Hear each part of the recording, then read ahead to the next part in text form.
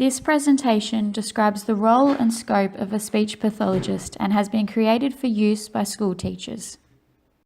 Speech pathologists support individuals to maximise their communication and swallowing functions to improve their quality of life. This is achieved through assessment and diagnosis, intervention, liaison, advocacy, community education, and research.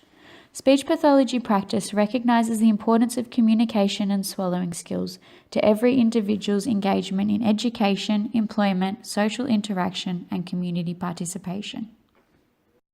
Speech pathologists study, diagnose, and treat communication and swallowing disorders, including difficulties with listening and speaking, reading and writing, understanding language, social skills, and using voice.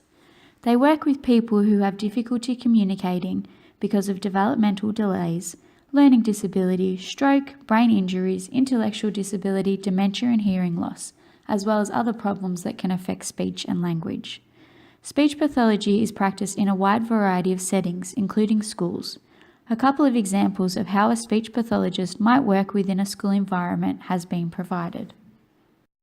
When undertaking their work, clinicians do so with an awareness of the broader context of the individual and/or the community, as identified in the World Health Organization's International Classification of Function, Disability and Health, abbreviated as the ICF.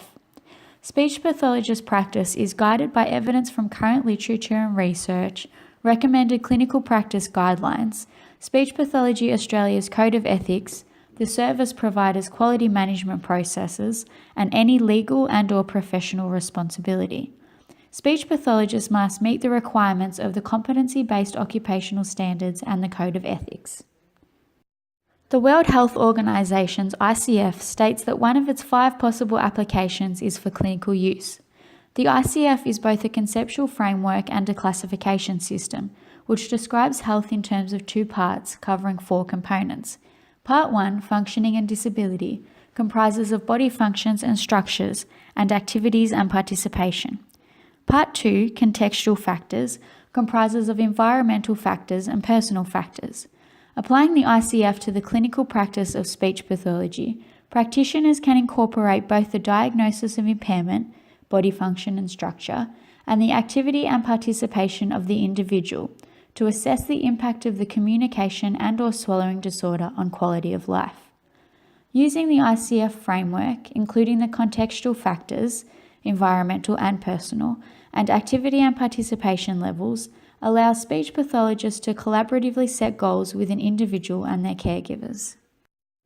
An entry-level speech pathologist in Australia must be able to demonstrate competence in all sections of the competency-based occupational standard in paediatric and adult speech pathology practice in the areas of language, speech, swallowing, voice, fluency, and multimodal communication.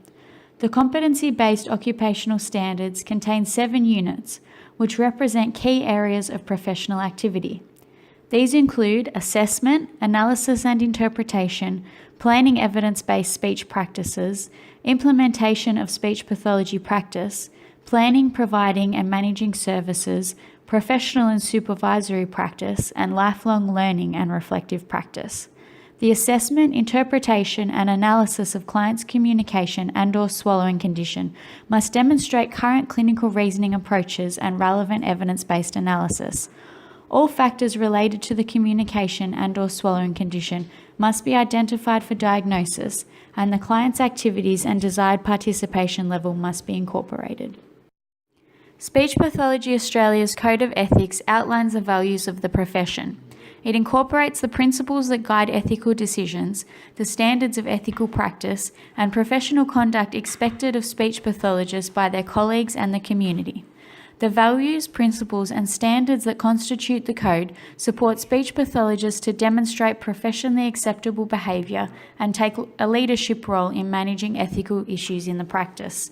The code provides guidelines to identify and report a breach of ethics or professional conduct and forms the basis for the decisions of the association's ethics board. A special mention to Jay Mason, Jacqueline Goff and Brittany Lukasic for providing feedback for the editing of this presentation.